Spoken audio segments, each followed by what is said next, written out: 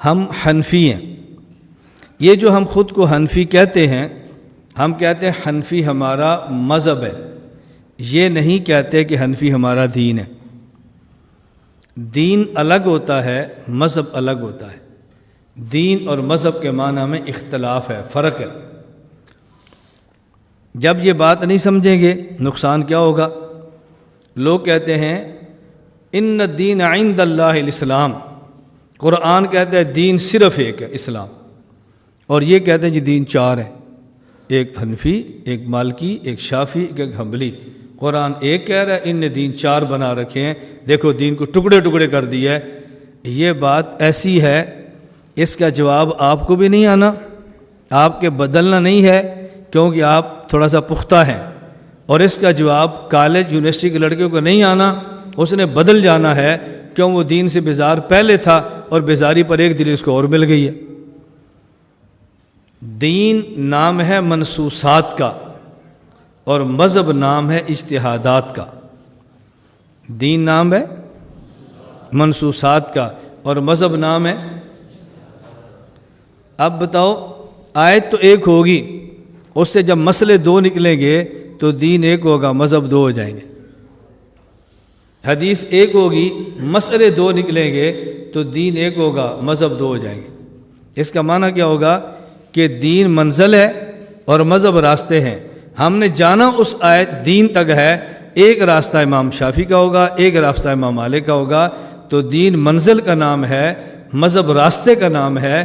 منزل ایک ہوتی ہے، راستے کئی ہوتے ہیں. دین منصوصات کا نام ہے اور مذاہب اجتہادات کا نام ہے. آپ کوئی کتاب کھول لیں، کوئی کتاب، درس نظامی، وفاق المدارس عربیہ پاکستان، میں اپنے وفاق کی بات کرتا ہوں، کوئی کتاب کھولیں، وہاں لکھا ہوگا ھذا مذہب ابی حنیفہ تھا. یہ نہیں ہوگا ھذا دین ابی حنیفہ تھا، ایسی ہوگا. ہم ہمیشہ کہتے ہیں مذاہب چار ہیں، ہم نے کبھی کہا ادیان چار ہیں. دین ایک ہی ہے، مذہب اس میں چار ہو سکتے ہیں. تو دین منصوصات کا نام ہے اور مذہب، بولو. آپ قرآن کریم پر غور کریں. اتبعوا ما انزل الیکم من ربکم، یہ قرآن ہے. اتبعوا ما، قل ان کنتم تحبون اللہ فاتبعونی، فاتبعوا محمدًا صلی اللہ علیہ وسلم. اور جب بات یہ آئی ہے نا اجماع اور قیاس کی، فرمایا وَمَن يُشَاقِقِ الرَّسُولَ مِن بَعْدِ مَا تَبَيَّنَ لَهُ الْهُدَىٰ وَيَتَّبِعْ غَيْرَ الْمُؤْمِنِينَ وَيَتَّبِعْ غَيْرَ سَبِيلَ. اسی طرح اتبع سبیل من انابا یا اتبع من انابا، اتبع سبیلا.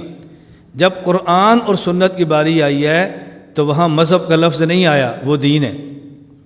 اور جب اجماع اور اجتہاد کی باری آئی ہے تو پھر مذہب کا لفظ آیا ہے کہ اجتہادات ہیں، یہ معاملے الگ ہیں.